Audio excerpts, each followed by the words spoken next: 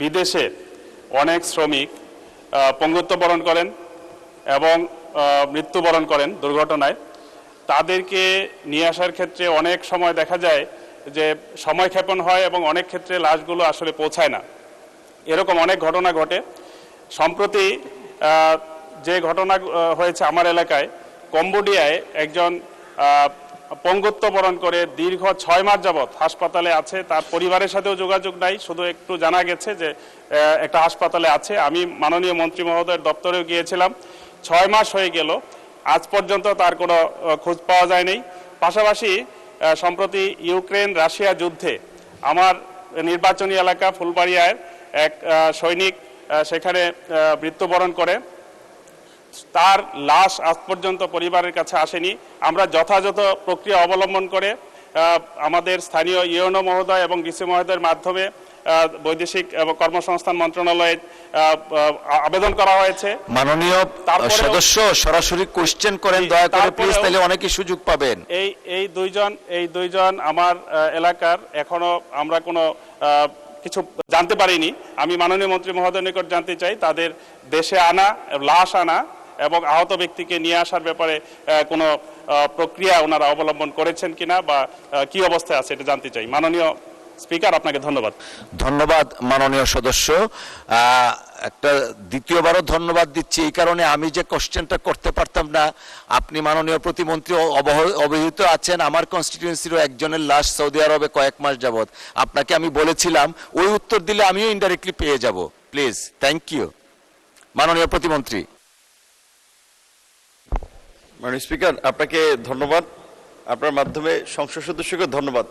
আপনার আবেদনটি ইতিমধ্যেই অর্থ সার করে সেটা প্রয়োজনীয় ব্যবস্থা গ্রহণ করা হয়েছে, হয়তো আপনাকে আপডেট করা হয় নাই।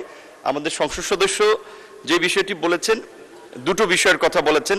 এক নম্বর হচ্ছে যে যারা বিদেশে গিয়ে পঙ্গু কিংবা আহত হয় তাদেরকে ফিরিয়ে আনা এবং ক্ষতিপূরণের বিষয়, এবং প্রবাসে মৃত্যু বরণকারী কর্মীর লাশ সরকারি খরচে দেশে আনার বিষয়টি। যারা কাজ করতে গিয়ে কর্মক্ষেত্রে আহত কিংবা পঙ্গুত্ব বরণ করে, বিভিন্ন দেশের সাথে এমইউ অনুযায়ী আমরা সেখানে কিছুটা ক্ষতিপূরণ দাবি করতে পারি যদি তারা আমাদেরকে জানায়। এছাড়া যদি কেউ মৃত্যুবরণ করে, তাদের লাশ আনা 3 ভাবে হয়ে থাকে। একটা হচ্ছে যে আমাদের মন্ত্রণালয় মাধ্যমে যারা বিএমইটির ক্লিয়ারেন্স কার্ড নিয়ে যায় তাদের পুরোপুরি খরচ মন্ত্রণালয় বহন করে। আর যারা আনডকুমেন্টেড, অর্থাৎ যাদের এই ক্লিয়ারেন্স কার্ড থাকে না, মানবিক বিবেচনায় তাদেরটাও আমরা দিয়ে থাকি। এবং অনেক ক্ষেত্রে দেখা যায় নিয়োগকর্তার সাথে চুক্তি অনুযায়ী আপনার সেই ক্ষতিপূরণটা বা লাশের খরচটা বেয়ার করে। এই প্রসিডিংগুলো করতে গিয়ে হয়তো কিছুটা সময় লাগে অনেক ক্ষেত্রে। আর কম্বোডিয়ার কথা যেটা বলেছেন, কম্বোডিয়া, থাইল্যান্ড, ভিয়েতনাম, এরকম কিছু দেশে আমাদের কিছু লোকেরা যাচ্ছে না জেনে, সেটা অনেক জায়গায় একটা প্রতারণার শিকার হচ্ছে।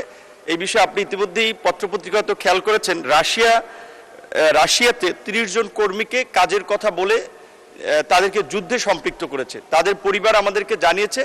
আমরা ইনস্ট্যান্ট 3টা যারা রিক্রুটিং এজেন্সি তাদের লাইসেন্স বন্ধ করে দিয়েছি। তাদের বিরুদ্ধে আইনগত ব্যবস্থা নেওয়া প্রক্রিয়া চলমান রয়েছে। তো রাশিয়ার ইউক্রেনের ক্ষেত্রে কিছু আমাদের বাংলাদেশিরা যুদ্ধে জড়াচ্ছে, বাট সেটা বাংলাদেশ থেকে না, সেটা প্রকৃত অর্থে থার্ড কান্ট্রি থেকে তারা যাচ্ছে। সেই ক্ষেত্রে আমাদের কিছু করার থাকে না। বাট এমনিতে যারা অন্যান্য দেশে এই ধরনের সমস্যা আছে, তারা যদি আমাদের দূতাবাস, শ্রম কল্যাণ উইং, আমাদের মন্ত্রণালয়ে যোগাযোগ করে, আমরা হয়তো একটু সময় লাগে, সরকারি কাজ আপনারা জানেন সকল কাজের একটু সময় লাগে, বাট ব্যবস্থা নিয়ে থাকি। ধন্যবাদ।